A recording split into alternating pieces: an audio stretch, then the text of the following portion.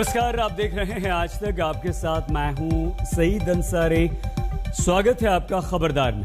आज भाई बहन के प्यार का पर्व रक्षाबंधन है और इस अवसर पर खबरदार की शुरुआत आज की सबसे खूबसूरत तस्वीर से हम करेंगे। भाई बहन का रिश्ता क्या होता है, ये इस वीडियो को देखकर पता चलता है।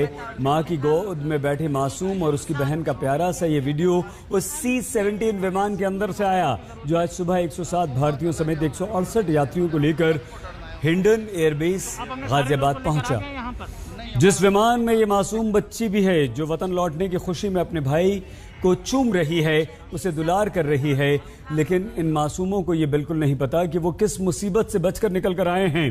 काबुल से पिछले 24 घंटों में कुल 390 लोगों को भारत लाया गया। इनमें 329 भारतीय हैं। आज रविवार को 168 सीधे काबुल के रास्ते और 135 दोहा होते हुए भारत पहुंचे। इसके अलावा शनिवार देर रात भी 87 लोगों को दुशांबे के रास्ते भारत सरकार ने एयरलिफ्ट किया, जिनमें 2 नेपाल के नागरिक भी हैं।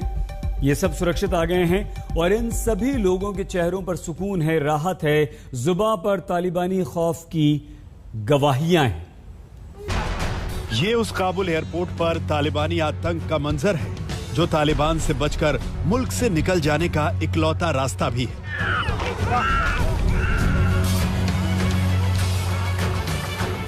और इसी काबुल एयरपोर्ट से 168 लोगों को तालिबानी राज से सुरक्षित निकालकर भारतीय वायुसेना का C-17 ग्लोब मास्टर विमान आज सुबह हिंडन एयरबेस पर लैंड हुआ। 60 लोग अभी कुछ ही देर पहले इस एयरक्राफ्ट से उतरे हैं। आप साफ तस्वीरें देख सकते हैं कि जितने भी पैसेंजर्स थे ऑन बोर्ड वो सब जो है बाहर निकल के आ रहे हैं। एक बहुत बड़ी राहत है इन लोगों के लिए। इस 168 में ज़्यादातर हिंदुस्तानी हैं जो अफगानिस्तान में रह रहे थे, लेकिन करीब 20 से ज़्यादा अफगानी लोग भी जो हैं वो आए हैं और इनमें उनके सांसद भी शामिल हैं। बहुत लंबा संघर्ष रहा है इन सब लोगों के लिए इस फ्लाइट को बोर्ड करने का, क्योंकि कल शाम तक बहुत ज़्यादा अफरा तफरी मची हुई थी काबुल शहर में, खास करके जो लोग एयरपोर्ट पहुंचने की कोशिश कर रहे थे। पिछले 7 दिनों में तालिबानी आतंक की खौफनाक हकीकत देख देख कर जो आंखें पथरा गई थी, उन आंखों में अब सुकून लौटा है। सुरक्षित घर लौट आने की खुशी भी चेहरों पर बिखरी है। छोटे छोटे बच्चे भी हैं इनमें, अफगानिस्तान के लोग भी हैं, हिंदुस्तानी जो अफगानिस्तान में रह रहे थे वो भी हैं। और ये देखिए, मैं आपको एक बहुत अच्छी तस्वीर दिखाऊंगा। ये एक छोटा सा बच्चा शायद कुछ महीने का अपने पिताजी के साथ, तो इस तरह की तस्वीरें यहाँ देखने को बहुत मिल रही हैं जहाँ लोग बहुत राहत की सांस लेते हुए नजर आ रहे हैं। आपका क्या नाम है सर? मेरा नाम वदूद शहजाद है और मैं अफगानिस्तान का रहने वाला हूँ। जी शहजाद साहब, क्या हालात हैं? कल एयरपोर्ट तक पहुँचने में कितनी दिक्कतें हुई थी? आप अफगान सिटीजन हैं? मैं अफगान सिटीजन हूँ और हालत तो बहुत ख़राब है वहाँ पर, स्पेशली उन लोगों के लिए जो अपने आप को अनसिक्योर फील करते हैं। अनसिक्योर मीन के वो कुछ गवर्नमेंट पोजीशन पे है या कुछ ऐसे काम पे है कि वो बाहर निकल नहीं सकते। उनके लिए एक निकलना, उनका मूवमेंट ख़तरे से बाहर नहीं है। तो हम एयरपोर्ट पहुँचे और तकरीबन वहाँ पर जो सारा कंट्रोल है वह भी आप लोग को पता होगा कि अमेरिकन आर्मी के पास है। तो हमें एंट्री एक्सेस के लिए बहुत ही वेट करना पड़ा, एक दिन पूरा वेट करना पड़ा हमें वहाँ एयरपोर्ट पे। तो लकली रात को हम वहाँ से 12 बजे एयरपोर्ट पहुँचे और फिर 4 बजे हमारा फ्लाइट हुआ वहाँ से। और बहुत बहुत शुक्रिया इंडियन गवर्नमेंट का कि उन लोगों ने हमें वहाँ से निकालने में, रेस्क्यू करने में बहुत अहम रोल अदा किया और एक स्पेशल फ्लाइट का बंदोबस्त किया। नरेंद्र सिंह खालसा अफगानिस्तान के उन 2 सिख सांसदों में से एक हैं जो काबुल से एयरलिफ्ट करवाए गए लोगों में शामिल थे। अपने मुल्क अफगानिस्तान के हालात पूछने पर वो रो पड़े। आप मेंबर ऑफ पार्लियामेंट रहे नरेंद्र खालसा, आप तो एक एमपी के तौर पर अपने मुल्क को छोड़ना कितने दर्द की बात लगती है? ये तो मुझे रोना आता है। बस क्या करें, जो अफगानिस्तान में हमारे पीढ़ियों से रह रहे थे, इस तरह हालात जो एक हमने नहीं देखा, तो जो आप देख रहे हैं उधर सब कुछ हमारे एरिया सब कुछ खत्म हुआ। 20 साल जो गवर्नमेंट बनी थी अतः सब कुछ खत्म है उधर, अब जीरो है। अफगानिस्तान से भारतीय और अफगान नागरिकों को सुरक्षित निकालने के लिए भारत के मेगा एयरलिफ्ट मिशन में रविवार को तेजी आई है। अमेरिका और नाटो सेना ने शनिवार को ही भारत को काबुल एयरपोर्ट से रोजाना 2 फ्लाइट ऑपरेट करने की इजाजत दी थी, जिसके बाद एयरफोर्स, एयर इंडिया और इंडिगो की फ्लाइट्स के जरिए करीब 400 लोगों को भारत लाया जा चुका है। एक एक करके जो फ्लाइट आ रही हैं, आज जब उनमें उनको कोविड टेस्टिंग का पालन जो कि नियम है वो एयरपोर्ट पर हुआ है, और अब तमाम सारे जो पैसेंजर्स हैं जो किसी तरह अफगानिस्तान से वो जो मुश्किल भरा समय था उसे बिता करके यहाँ तक पहुँचे हैं। एक बड़ा एयरलिफ्ट ऑपरेशन हिंदुस्तान की ओर से चलाया जा रहा है अफगानिस्तान में फंसे उन भारतीयों की मदद के लिए, उन्हें वापस अपने वतन लाने के लिए। सुंदर जी, सबसे पहले तो बताएं कि वतन वापसी कैसा महसूस हो रहा है? अरे बहुत अच्छा हो रहा है, ये एकदम खुद जैसे सांस आ गई हो। पहले सांस अटकी हुई थी गले में, तो सांस आ गई है। केनाइन में, अब केनाइन में सर, केनाइन में, जर्मन एमबीसी में। अच्छा, तो अभी क्या माहौल है वहाँ का? अभी तो पता नहीं, 2 दिन पहले तो थोड़ा बुरी था। क्या बुरा था? मतलब भीड़ भाड़ था बहुत, सिविल लोग का बहुत भीड़ था सर। गोली वगैरह चल रही थी? ना चल रही थी, लेकिन फायर चल रहा था सर। काबुल एयरपोर्ट पर आप आए होंगे, तो एयरपोर्ट में क्या अभी भी बहुत ज्यादा भीड़ है? बहुत है सर, बहुत है। जिन लोगों को तालिबानी कैद से आजाद होकर अपने वतन वापस लौटने का मौका मिल चुका है, ये उनके लिए खुशी का पल है, जिसका इजहार वो भारत माता की जय जयकार से कर रहे हैं। भारत माता की है! भारत माता की है! बच्चे किसी भी देश का भविष्य होते हैं। ये बच्चे अफगानिस्तान का भविष्य हैं, जिनका वर्तमान अब भारत है। उम्मीद है कि यही खुशी इन अफगानी बच्चों के चेहरे पर अपने वतन वापस लौटने के दिन भी होगी। इंडियन एयरबेस से अभिषेक भल्ला और दिल्ली एयरपोर्ट से अरविंद ओझा के साथ आशुतोष मिश्रा, आज तक। आज काबुल पर तालिबानी कब्जे को पूरा 1 हफ्ता बीत चुका है। ये 7 दिन अफगानिस्तान में फंसे भारतीयों के लिए कितने लंबे थे, यह आप काबुल से लौटे नागरिकों के चेहरे पढ़कर आसानी से समझ सकते हैं। लेकिन अभी भी अफगानिस्तान में सैकड़ों भारतीय नागरिक फंसे हुए हैं। विदेश मंत्रालय के अनुसार पिछले 1 हफ्ते में करीब 1650 भारतीयों ने काबुल स्थित भारतीय दूतावास में वतन वापसी के लिए अप्लाई कर दिया था, जिनमें से करीब 550 भारतीय नागरिकों को अब तक एयरलिफ्ट करके भारत लाया जा चुका है। इनमें से ज्यादातर भारतीय एम्बेसी में काम करने वाले भारतीय हैं, लेकिन अभी भी अफगानिस्तान के अलग अलग शहरों में 1000 से ज्यादा भारतीय नागरिक फंसे हुए हैं, जिनमें से करीब 200 सिख और हिंदू समुदाय के भारतीय नागरिकों ने काबुल के गुरुद्वारे में शरण ली हुई है। अफगानिस्तान में फंसे भारतीय नागरिकों के लिए वहां एक एक दिन, एक एक पल बिताना भारी और मुश्किल हो रहा है। किसी को नहीं पता कि तालिबान के राज में अगले पल क्या होगा। अफगान संकट के बीच भारतीय विदेश मंत्रालय ने अफगान स्पेशल सेल बनाया और अफगानिस्तान में फंसे भारतीयों के लिए हेल्पलाइन नंबर और ईमेल आईडी भी जारी किए। इस पर पिछले 5 दिनों में अफगानिस्तान से मदद के लिए 2000 से ज्यादा फोन आ चुके हैं, जो अफगानिस्तान से निकल चुके हैं और उन्हें निकाले जाने से जुड़े हुए ये कॉल्स हैं। इसके अलावा विदेश मंत्रालय के स्टाफ ने व्हाट्सएप पर 6000 से ज्यादा सवालों के जवाब दिए, जो वीजा और पासपोर्ट से जुड़ी जानकारी चाहते थे। साथ ही साथ अफगानिस्तान में फंसे भारतीयों ने अलग अलग तरह की मदद के लिए 1200 ईमेल भी किए हैं, जिन सभी के जवाब भारतीय अधिकारियों की तरफ से दे दिए गए। लेकिन अब अफगानिस्तान में फंसे भारतीयों की वतन वापसी की राह आसान हो चुकी है। काबुल एयरपोर्ट से भारत को हर रोज 2 विमानों को उड़ान भरने की अनुमति मिल चुकी है, जिसके बाद भारतीय विदेश मंत्रालय ने कहा है कि अब हम बहुत जल्द सभी भारतीयों को वापस भारत ले आएंगे। आज भारत पहुंची अफगानिस्तान की महिला सिख सांसद अनारकली ने भारत सरकार को धन्यवाद दिया है। I have with me Anarkali Kaur, one of the parliamentarians from Afghanistan. Ma'am, सबसे पहले आपको इस वक्त बहुत राहत फील हो रही होगी कि आप यहाँ पहुँच गई हैं अपने फैमिली के साथ।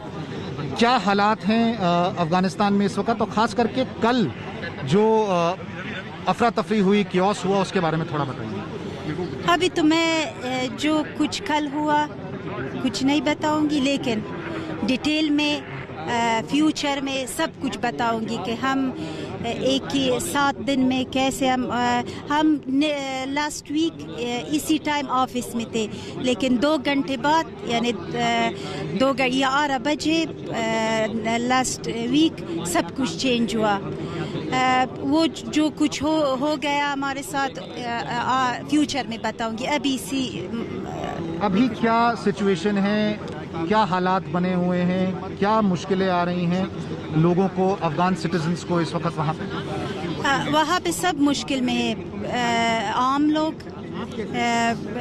Human right and women right activities और सबको प्रॉब्लम है, लेकिन हमारे रिक्वेस्ट इंडियन गवर्नमेंट से ये है, वो जो हिंदू और सिख संगत अभी तो अफ़गानिस्तान में है, वहाँ पे फंसी हुई है, उनकी ज़रूर वो लोग मदद चाहिए।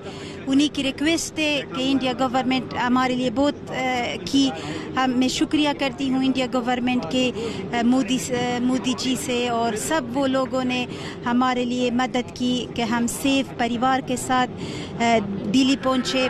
हमारे सब की तबीयत ठीक नहीं है, हम बहुत एक बुरी सिचुएशन से निकल कर यहाँ पे आए हैं, लेकिन हमारी रिक्वेस्ट है कि वो लोगों मदद के लिए बहुत ज़रूरत है, उन लोगों को निकाल कर या दिल्ली या हर जगह के वो लोग ज़रूरत है कि सेफ रहे। और ये डर इसलिए भी है क्योंकि किसी को नहीं पता कि काबुल एयरपोर्ट कब बंद हो जाए, क्योंकि अफगानिस्तान पर तालिबानी कब्जे के बाद बड़ी संख्या में लोग अफगानिस्तान को छोड़ देना चाहते हैं और इसी कोशिश में बड़ी संख्या में काबुल एयरपोर्ट पर लोग पहुंच रहे हैं। स्थिति ऐसी हो गई है कि अमेरिकी और नेटो सेना के लिए काबुल एयरपोर्ट पर अब भीड़ को संभालना मुश्किल हो रहा है। आज यानी कि रविवार को भी काबुल एयरपोर्ट पर हजारों लोग जमा थे। किसी भी तरह से देश से बाहर निकलने की आस में कई दिनों से एयरपोर्ट पर रह रहे अफगानी नागरिकों के सब्र का बांध भी अब टूट रहा है। आज काबुल एयरपोर्ट पर भगदड़ मच गई, 7 अफगानिस्तानियों की मौत हो गई। ब्रिटिश रक्षा मंत्रालय ने इस घटना की पुष्टि कर दी। शुक्रवार को अमेरिकी सेना को एयरपोर्ट पर लोगों की भीड़ को तितर-बितर करने के लिए आंसू गैस के गोले चलाने पड़े थे। अब तक काबुल एयरपोर्ट पर तालिबानी फायरिंग और भगदड़ में करीब 20 लोग अपनी जान गंवा चुके हैं। काबुल एयरपोर्ट पर खतरा इसलिए भी ज्यादा अब बढ़ गया है क्योंकि वहां तालिबानी लड़ाके लोगों को रोक रहे हैं, अफगानी नागरिकों को देश से निकलने से रोक रहे हैं। आज तक इंडिया टुडे रिपोर्टर नवीद का सामना तालिबानी लड़ाकों से हो गया जब वो काबुल एयरपोर्ट पर रिपोर्टिंग कर रहे थे। उसके बाद क्या हुआ, आप आज तक के रिपोर्टर से खुद उनकी जुबानी सुनिए। To make a report, now I'm going to airport, I'm on the road. The Taliban capture me and they are shoot by laser. They say for me, why are you making the report, for which reason? I say I'm journalist, I have identity card for the India Today. They are not take permission to make a report. And also without danger and a lot of risk in Kabul, I make some new report for you guys. Please watch the India Today. I'm making the report from Kabul, Afghanistan. आज रक्षाबंधन है, यानी बहनों की सुरक्षा का प्रण लेने का दिन। वैसे तो तालिबान का रक्षाबंधन से कोई रिश्ता नहीं और बहन शब्द का तो तालिबान को मतलब भी नहीं पता, क्योंकि वो तो महिलाओं को इंसान ही नहीं मानता। बहन बेटी मां तो दूर की बात, लेकिन तालिबान शायद ये बात भी नहीं जानता कि जिस परिवार समाज और देश में औरत का सम्मान नहीं होता, उस परिवार समाज और देश का पतन निश्चित है। और तालिबान तो महिलाओं का दुश्मन नंबर 1 है, जिसके राज में अफगानिस्तान में बहन बेटियां परेशान हैं और इन बहन बेटियों के लिए अफगानिस्तान बन चुका है कैद खाना। Taliban are beating everyone, they are killing everyone, they are destroying everything. Rakshabandhan के दिन अफगानी बहनों का दर्द महसूस करिए। I feel so sorry about my country. I want my people. We don't deserve this, to be honest. We work very hard to achieve something. उनकी आंखों से निकलते आंसू बता रहे हैं कि तालिबानी राज में अफगानी बहनों का क्या हाल है।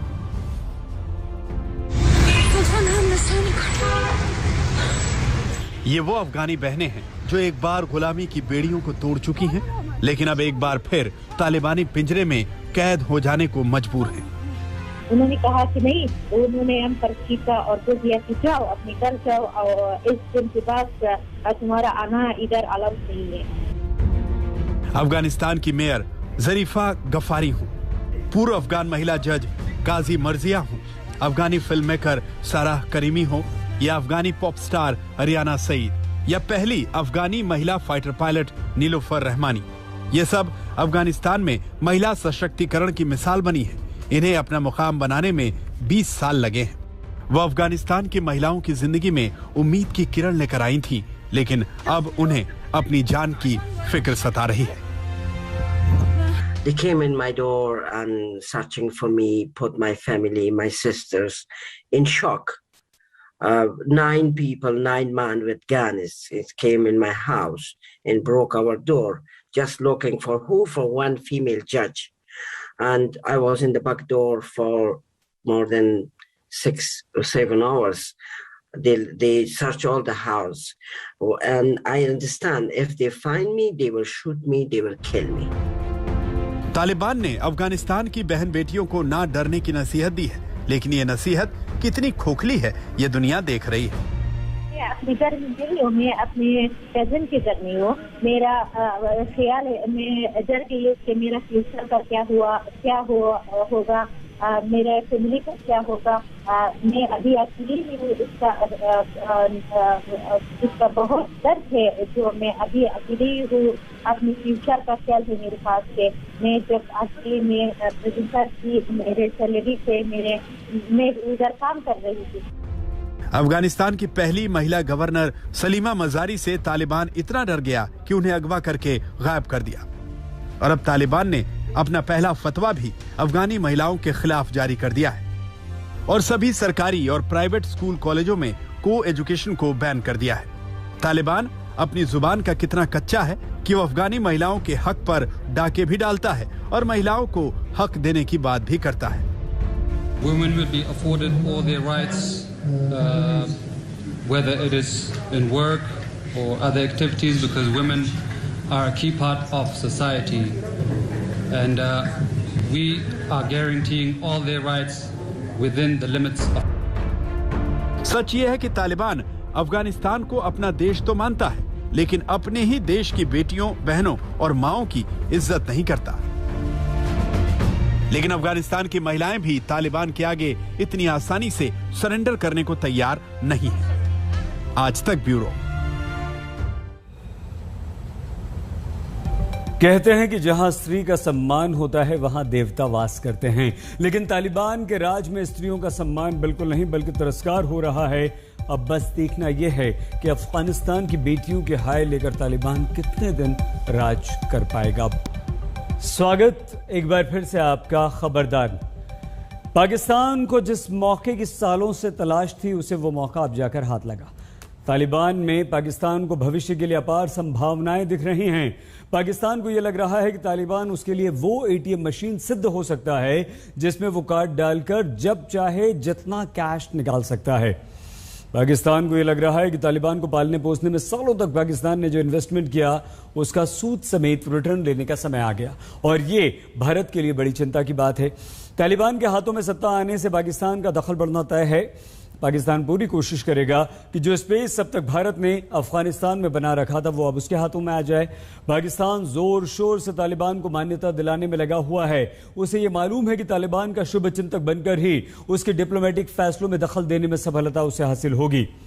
पाकिस्तान तालिबान से रिश्ते सुधारकर अपने घर का झगड़ा भी सुलझाना चाहता है। वो चाहेगा कि तालिबानी शासन पाकिस्तान में पश्तून विद्रोही की मदद करना बंद कर दे। पाकिस्तान की दृष्टि अफगानिस्तान के ड्रग बिजनेस पर भी हो सकती है। अफगानिस्तान के अफीम का इस्तेमाल वो भारत में ड्रग सप्लाई करने वाली साजिश में कर सकता है। चीन की तरह ही पाकिस्तान की नजर अफगानिस्तान की अकूत खनिज संपत्ति पर भी है।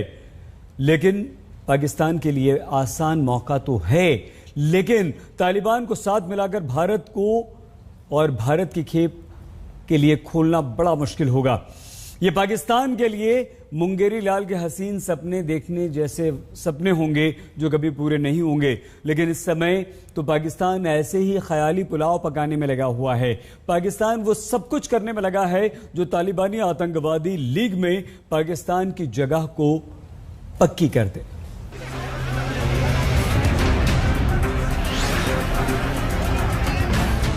तालियां पीट रहा है Pakistan. Pakistan wants to be a partner in peace. Afghanistan में लोकतंत्र लहूलुहान हो रहा है।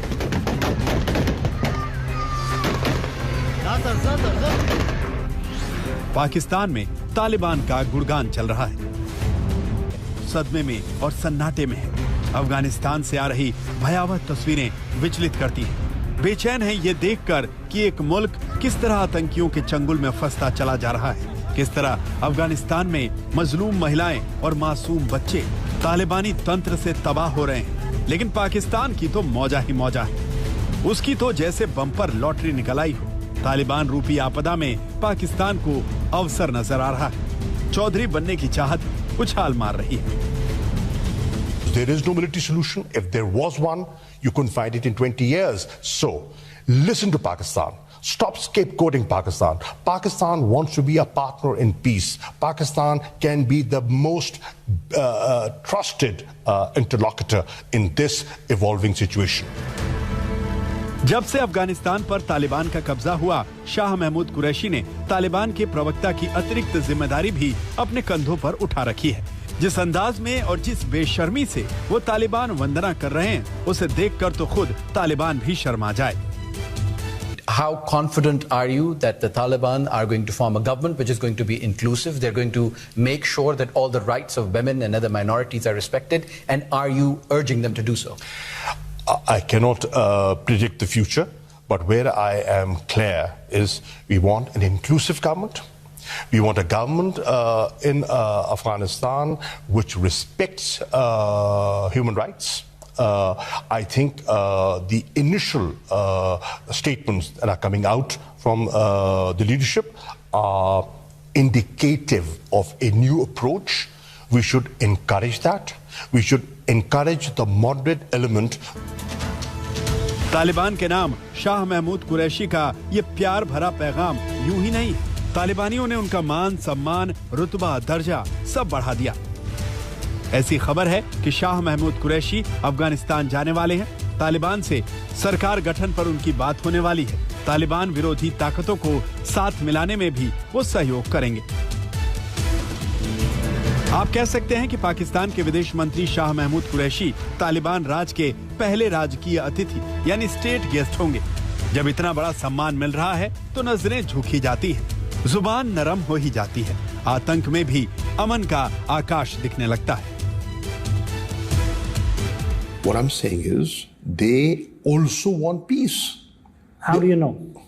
Because in the interactions we've had.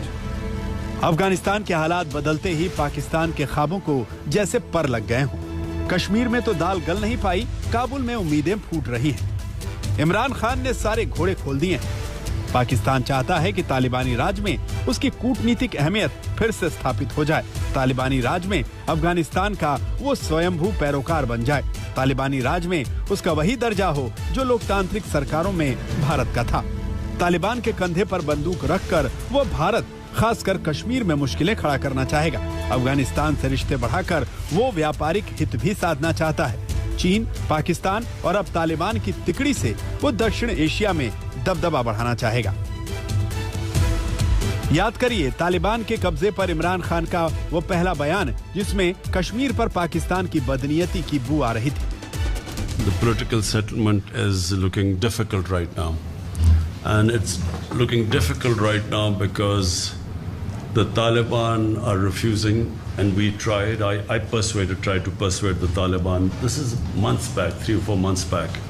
The Taliban senior leadership came here and we tried to persuade them to come to some sort of a political settlement. The only thing that would stop Afghanistan from descending into anarchy is a political settlement. Taliban को तन मन धन से पाकिस्तान का सहयोग जारी है। पाकिस्तान के विदेश मंत्री काबुल जा रहे हैं। उससे पहले ही काबुल की सुरक्षा की जिम्मेदारी आतंकी संगठन हक्कानी नेटवर्क के हाथों में दी जा चुकी है। खलीलुर रहमान हक्कानी ने तालिबान का कील काटा दुरुस्त करने का जिम्मा उठा लिया है। नॉर्दर्न अलायंस से समझौते का बोझ भी उन्हीं के कंधों पर है। हक्कानी का ये ताजा वीडियो उसी की मुनादी कर रहा है। हक्कानी कह रहा है कि अहमद मसूद ने हाथ मिलाने की पहल की है, तालिबान से फोन पर बात की है। इस वीडियो के बाद हक्कानी के पंच बनने पर कोई प्रश्न नहीं रह जाता और पाकिस्तान का तो कहना ही क्या। गीता मोहन के साथ आज तक ब्यूरो। पाकिस्तान खुशी से फूला नहीं समा रहा। पाकिस्तान ये भूल रहा है कि आतंक की तलवार दोधारी होती है। आतंक का कोई चरित्र नहीं बदलता, लेकिन दुनिया इस बात से चिंतित हो रही है कि अफगानिस्तान का क्या होगा। अफगानिस्तान चैनल टोलो न्यूज के हवाले से खबर आई है कि तालिबान ने एक्सक्लूसिव सरकार को लेकर अभी तक कोई पहल नहीं की। अफगानिस्तान की राजनीतिक पार्टियों के नेताओं से उसने कोई बातचीत तक शुरू नहीं की। बातचीत की जगह तालिबान के लड़ाके पंजशीर पहुंच गए। पंजशीर ही वो इलाका है जो तालिबानियों को चुनौती दे रहा है। इस बार तालिबान अहमद मसूद से हथियार डलवाने का प्लान लेकर पहुंचा है। तालिबान के तेवर देखकर कहीं से भी यह नहीं लगता कि वो सत्ता शेयर करेगा। तालिबान आज भी धौंस और खौफ दिखाकर वर्चस्व बनाने में लगा हुआ है। अब हम लौटते हैं देश पर। बीजेपी के कद्दावर नेता रहे कल्याण सिंह को श्रद्धांजलि देने वालों की लाइन टूट नहीं रही। कल्याण सिंह का पार्थिव शरीर उनके गृह नगर अलीगढ़ ले आया गया है। अलीगढ़ के अतरौली में कल उनका अंतिम संस्कार किया जाएगा। इससे पहले लखनऊ में कल्याण सिंह के अंतिम दर्शन करने प्रधानमंत्री नरेंद्र मोदी और रक्षा मंत्री राजनाथ सिंह पहुंचे। कल्याण सिंह को श्रद्धांजलि देने वालों में बहुजन समाज पार्टी की प्रमुख मायावती शामिल थीं। बीजेपी के राम मंदिर आंदोलन के बड़े चेहरे रहे कल्याण सिंह अपनी प्रशासक छवि और ओबीसी पहचान के लिए जाने गए। कल्याण सिंह के व्यक्तित्व और उनकी राजनीति का यही फलसफा आज बीजेपी की राजनीति की शक्ति बना। और नेता नहीं थे, वो सिर्फ विधायक, मुख्यमंत्री और गवर्नर रहने वाले एक और शख्सियत नहीं थे। कल्याण सिंह वो शिल्पकार थे जिन्होंने न सिर्फ बीजेपी की राजनीति गढ़ी, बल्कि वो देश की राजनीति का एक अध्याय थे। जो कमंडल और मंडल आज बीजेपी की राजनीति का सबसे बड़ा दाव है, उस दाव के पहले रणनीतिकार और चेहरा तो वही थे। 6 दिसंबर 1992 को अयोध्या में जो घटना घटित हुई है, मैंने उसकी पूरी जिम्मेदारी अपने ऊपर ओढ़ ली है। मैं भगवान प्रभु श्री राम को उनके चरणों में प्रार्थना करता हूं कि प्रभु राम कल्याण सिंह जी को अपने चरणों में स्थान दें। गुंडा राज का खत्म करने का त्योहार, अमन चैन का राज शुरू हो सका इसका त्योहार, अपनी तकदीर बनाने का त्योहार। कल्याण सिंह जी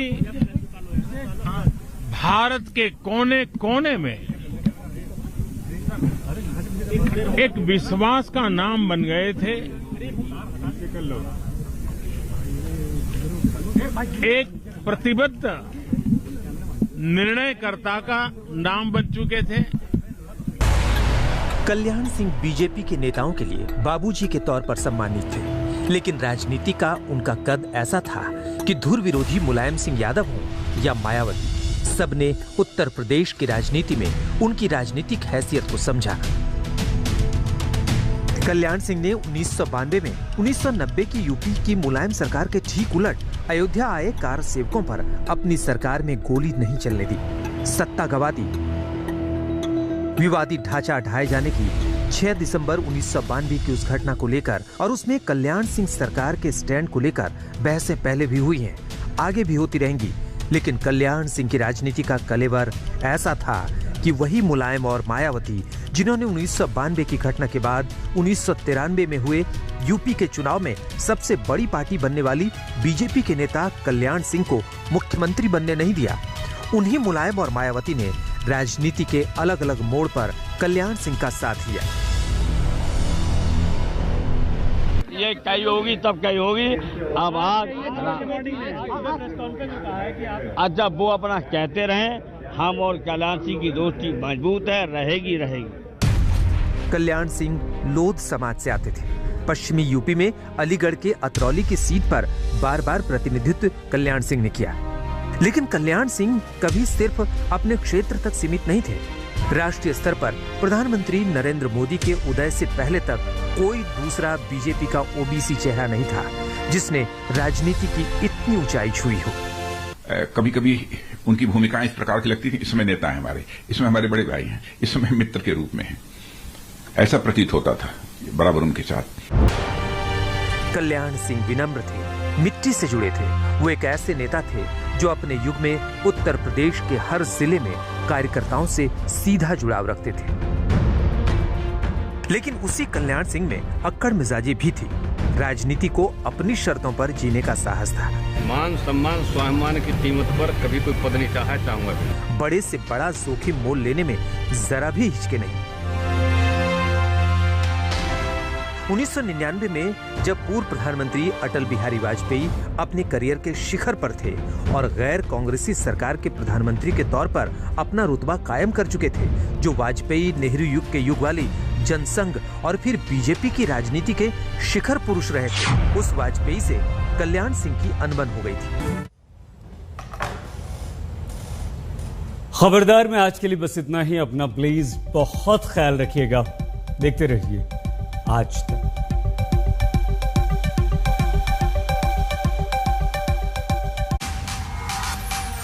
आज तक